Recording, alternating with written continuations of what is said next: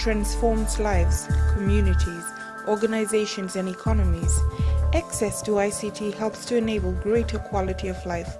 A 2009 World Bank study done on 120 developing countries between 1980 and 2006 shows that for every 10% increase in broadband penetration of broadband services, there is an increase in economic growth of 1.38 percentage points. The digital divide is about access. Digital divide between Asia Pacific is challenging. Of the 7.2 billion people on the planet, 4.2 billion are from the Asia Pacific region. The largest categories of global internet users are from Asia Pacific. 7 of the world's most populous nations are from Asia Pacific. The region also has the world's top-ranked IDI country, Korea, who has held that spot for 3 consecutive years over countries from Europe and America. Yet, Asia Pacific also has a stark digital divide in various levels, including urban and rural, old and young, men and women, rich and poor, persons with disabilities and those without disabilities, the literate and the illiterate, those who participate in policy development processes and those who do not participate. The issue of access is very real, especially when there are countries like Vanuatu who have 75.56% of their population who live in rural areas and not in urban region. With the introduction of the fiber optic in Vanuatu, fiber optic cables, there's been much hope by the public that we would receive or the price of internet telecommunications would decrease, but that has yet to eventualize, and the issue of access to internet is still an issue in my country, and because of the difference between the people living in the rural areas not getting access to technology and telecommunications generally, and also the issue of affordability that has yet to change since the introduction of the optic cable. Digital divide has been an issue for Vanuatu in the last couple of years since the liberalization of market in 2008. And what happened is that the government has recognized digital divide as an issue and then came up with a universal access policy. And the main objective of the policy is to have, by 2018 January, to have 98% population to have coverage through voice and data. So what does that mean to the consumers? There's a lot. It means consumers in the remote islands, including those at the last mile, will have access to data and at the same time voice in terms of telecommunication services. But that's not the whole point. The point is getting them to be aware and how to use this access being provided. And how do we do that? It's being a big challenge, and it's going to be a challenge for not just the operators, not just the regulator, but the government as well, to, as much as possible, put it to be their priority goal and focus, put more effort to look at this issue and work together and educate and make them aware of what we mean by access, the availability of access.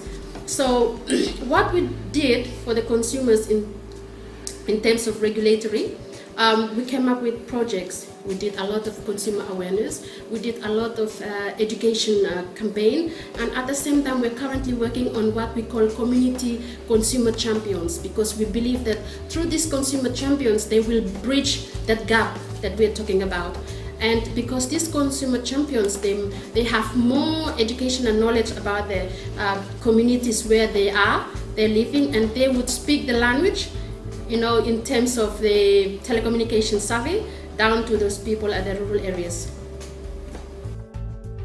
Affordability and socioeconomic status also has a bearing on people's ability to access ICT. The Asia Pacific region has 641 million inhabitants of people who live on less than $1 daily.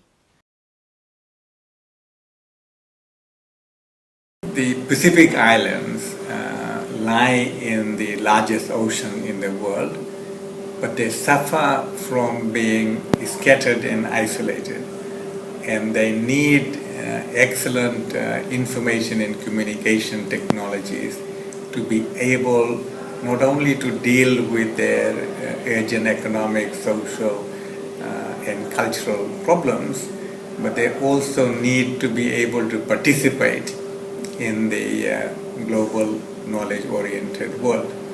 Unfortunately, there is a very significant digital divide in the Pacific, and the level of ICT penetration is much lower than in other parts of the world, and definitely much lower than in developed countries. Although significant developments are taking place in the Pacific, we need everybody's cooperation, not only to ensure that the Pacific has ICT infrastructure that will enable better connectivity, but also that it has all the institutional systems that are needed for a well-functioning, competitive ICT environment. And also to make sure that the content that is needed to enable the best use of this ICT infrastructure is there. In all of these, we encourage international agencies to work alongside the governments and institutions in the Pacific. And here I speak for the ICT working group under the forum that is tasked with facilitating and advocating for ICT development, but also with the development of the Pacific Digital Strategy. So we welcome any input that can be made to that, and we certainly welcome good partnerships in the area of ICTs. Hi, my name is Dwi Elfrida. I'm from Indonesia. I work for Ministry of Communication and Information Technology of Republic of Indonesia. Indonesia population is about 250 million people who live in 17,000 islands in Indonesia. Mobile phone coverage in Indonesia has reached 90%. However, provided internet access for all Indonesian region is still challenging. The internet penetration in Indonesia is still about 28% of total Indonesia population. And 90% of internet usage in Indonesia is still in Jakarta. Regarding ICT development in Indonesia, digital divide is still the most challenging problem in Indonesia, especially in the east and the west part of Indonesia between the big cities and the villages in Indonesia. Some infrastructural issue. For example, we lack of comprehensive fiber optic network. 2. The lack of funding for building IT infrastructure in the remote regions. Public revenue is still sole source for building IT infrastructure in Indonesia, and it is very difficult to attract investment from private sector to build IT infrastructure in remote region in Indonesia. 3. The gap of ICT literacy between people who live in the villages and people who live in the cities. People who live in the villages usually have lower ICT literacy than people who live in the cities. The lower ICT literacy can be caused by the lower quality of IT infrastructure or simply because people don't. The 4. Most public schools in Indonesia doesn't have computer lab facility. Or if the school have computer lab, it doesn't connect to the internet. The last issue is minimum wages is different among provinces in Indonesia. The highest minimum wage is in Jakarta, the capital city of Indonesia. Meanwhile, the cost of access to the internet remain the same in all provinces in Indonesia. This is the brief about digital divide in Indonesia. Thank you. Hello, I'm Ahmad Zaki Abu Bakar, the President of the Malaysian National Computer Confederation. We saw banking issues to be an important aspect in helping the transformation of the rural communities. Previously, the communities in very remote areas have to go to remote towns travel many days to come to do banking and also various aspects of the communication to the outside world. Through community banks, the local community were able to deposit their hard-earned money to the local agents who are connected through ICT to the banks, and in this way the local community do not have to go and travel very fast and spend their hard-earned money, as well as take various risks in going out, so maybe 2 or 3 days to the outside world, and this helped the community to save more money as well as save their effort so that they can do more things at their own community. India is a large country of 1.2 billion people with diverse culture and languages. Though India has been providing a lot of IT and ITS service to the entire world, we acknowledge the existence of economic divide as well as the digital divide in the country. There could be a number of reasons for this. One is the low digital literacy level among the rural population, and second is the high cost of the access devices and low penetration of internet in the country. It is just about 15% of 1.2 billion, so close to about 200 million internet connections are there. And also the high cost of the internet bandwidth is making the digital divide a major problem. There are a number of solutions that are being attempted to reduce the digital divide. Some of them include the present government's initiative to bring in transparency through e-governance initiatives will have a major impact in bringing down the digital divide. Other initiatives such as Right to Education Act, National Knowledge Network, and National Skill Development Corporation initiatives, and also the National Optic Fiber Network will aim at bringing down the digital divide. The Internet Common Citizen Centers kiosks are being operated by National Informatics Center is promoting the participation of the public in the e-governance initiative. And we are expecting the mobile penetration with the affordable 2G and 3G access will reduce the digital divide in the years to come. At this juncture, I would like to state that the CSR funding, a part of it should be diverted towards bringing down the digital divide. In this context, I would like to state that CSI through its penetration across the country through 72 chapters and 600 plus student branches can help in creating awareness about the digital divide and also improve the digital literacy. Hi, I'm Mere from Kiribati. The connection there is real slow, and mainly people have to go to one telecom service for internet cafe. They have to do their research there because it's really fast there. But then, like, if they connect themselves from home, they can't really access internet that fast. It's like $2 half an hour, so it's like $4 per hour, and Australian currency. And so if people have to go to internet cafe, like if people have to pay for that for a house to stay connecting to the internet, it's kind of the same cost for them to use at home, which costs them really much. It's really expensive. Okay. And bad connections. People need to connect to the world, and they need to raise their voices for many reasons, like especially for the concerns of people, like especially climate change and stuff like that. Like they need to raise their voice to the world. They need to use the internet connection because it's better to like make up sites and like websites and stuff. Okay, hi, my name is Samson and I'm from Solomon Island. And here in our country we have a very big problem in internet, which is sometimes when we want to have access of anything or teaching like YouTube from the internet, we might have not able to do that because of the internet sometimes goes out when we want to download other things or movies, so that we can have studied them with relate to what we have learned in our courses.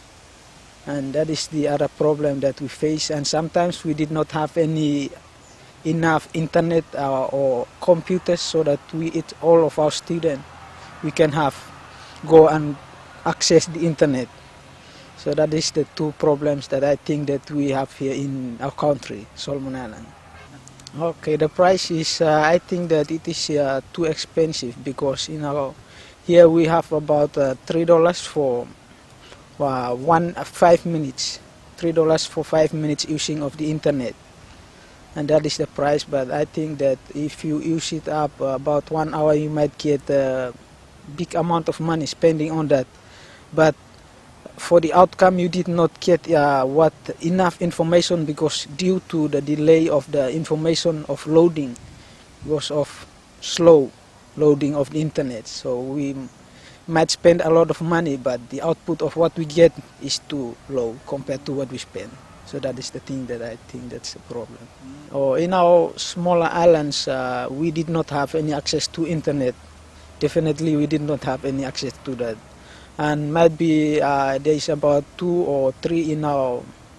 We all have to come to the town so that we can have access to internet, and that is the main thing, that all of our foundation USP things or schoolings, all of them are situated in the town and not distributed to our islands where most people live.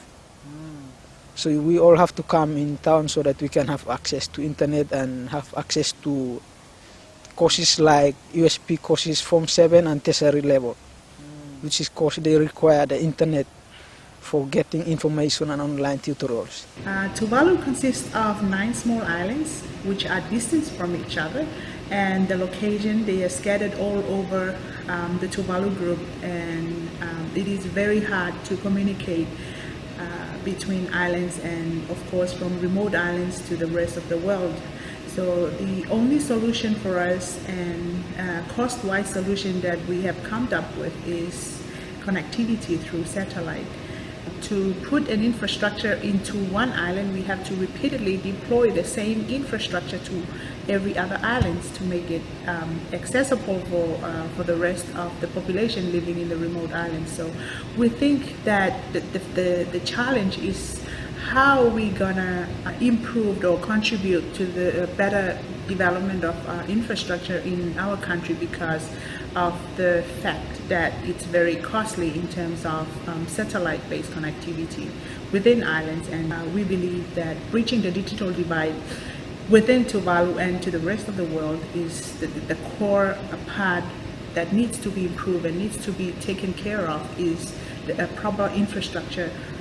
Tuvalu Telecom is trying its very best to find ways and solutions to contribute and to help the people of Tuvalu in terms of bridging the digital divide. In our context, perhaps the most significant issues or challenges that we need to address, the first one is inadequate and lack of proper infrastructure. And, the other issue we also need to address is our capacity constraints in terms of equipment in the area of human resources.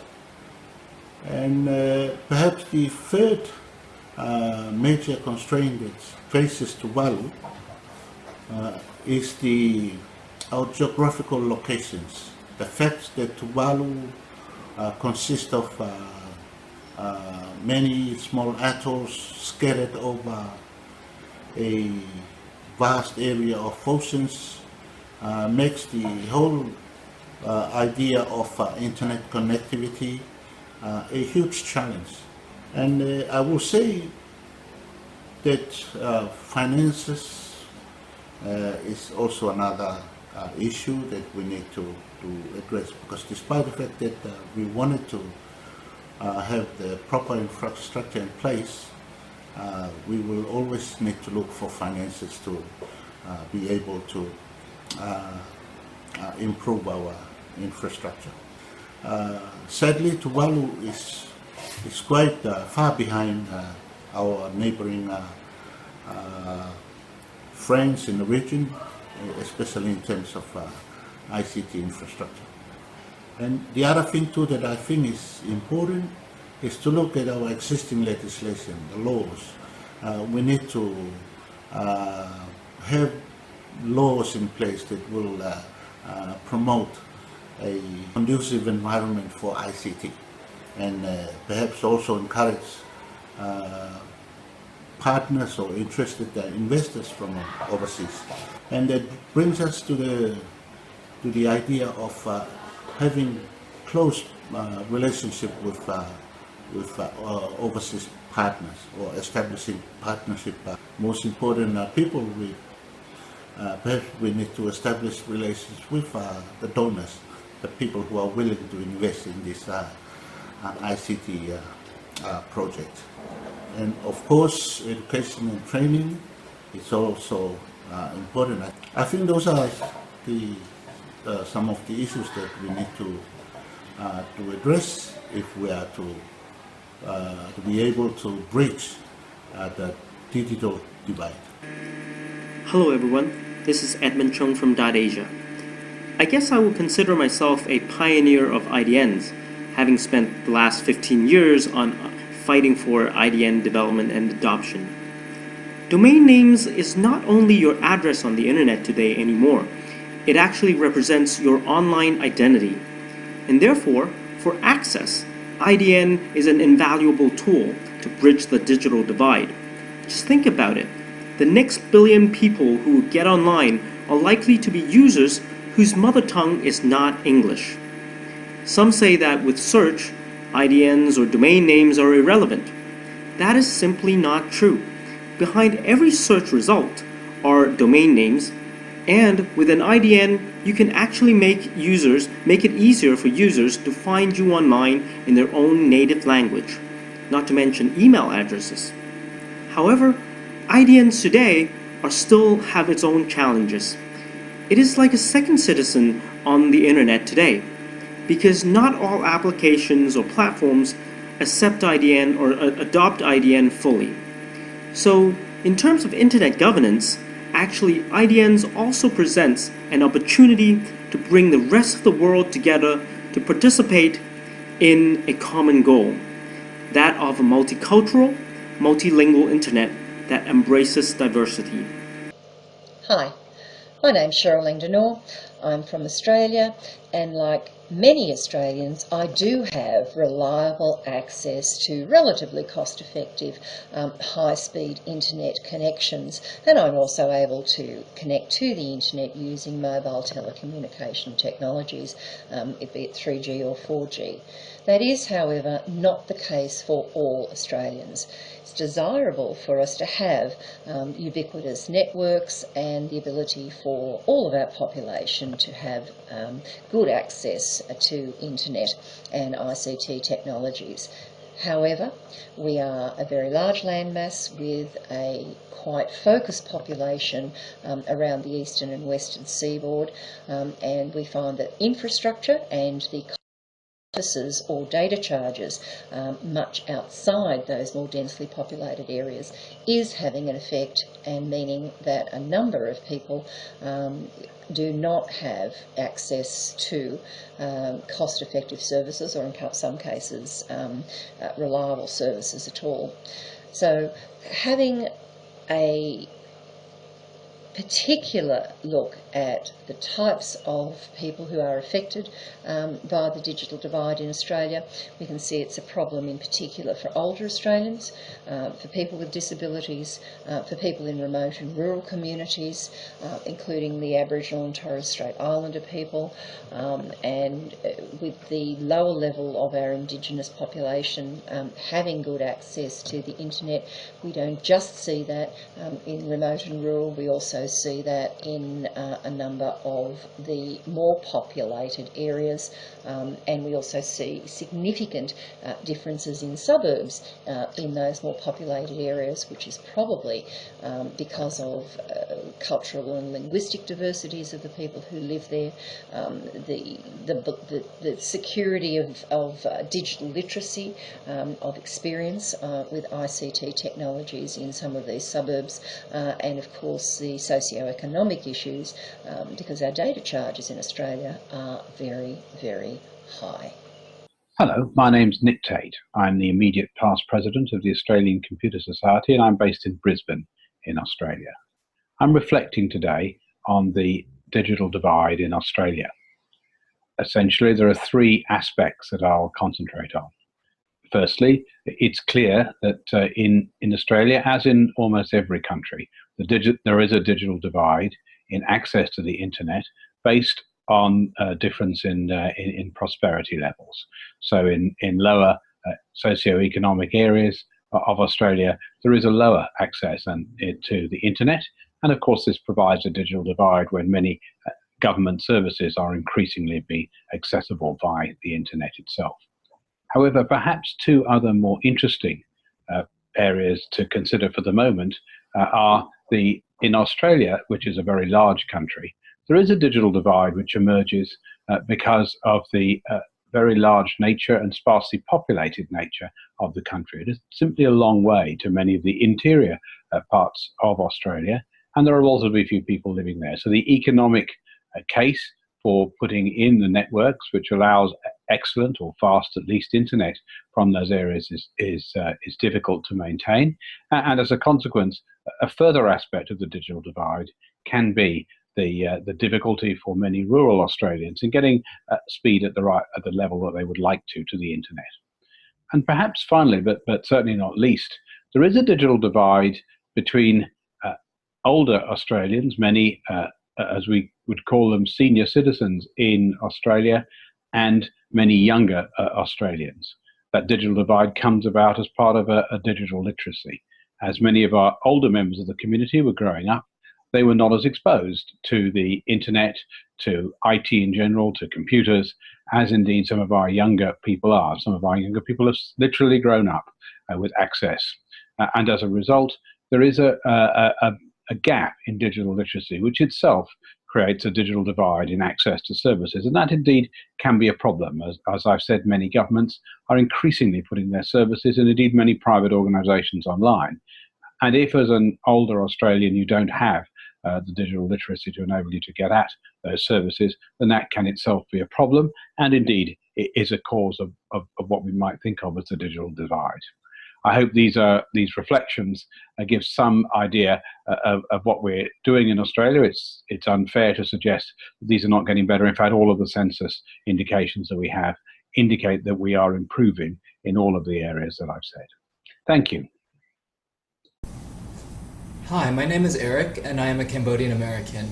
I'm currently working as the editor for a website called Open Development Mekong, which is related to Open Development Cambodia. I think that information and communication technologies are actually very important for Cambodia, and that although there is growing access to ICT here in the city especially, there is still a big difference between Cambodia and other developed nations. For example, in the countryside, I know in Cambodia here that sometimes people struggle just to have enough electricity to even power one light bulb so that students can study overnight, for example, like a family. So it is a big issue. And so before even getting to the point of ICT, we need to think about infrastructure and how affordable it is for people to even have the sorts of equipment and the sorts of things that they need to get online and to be able to communicate in the digital world and to be proficient for computer skills and to do those sorts of things. I think another challenge is that there's a lack of training or education, not just a lack of materials. And so there aren't that many good technical schools or programs that really teach people how to use some of these new tools and technologies. So what do Cambodians need to really bridge this ICT gap? I think they need investment and partnership with technology companies who are interested in coming in and helping a country such as ours to really improve the situation here. And also, if ICT can be related to small business and to helping people's lives economically and financially, I think that would be a big incentive for people to take more interest and to help pull themselves up from their current condition and to push them to the next level, basically, using ICT.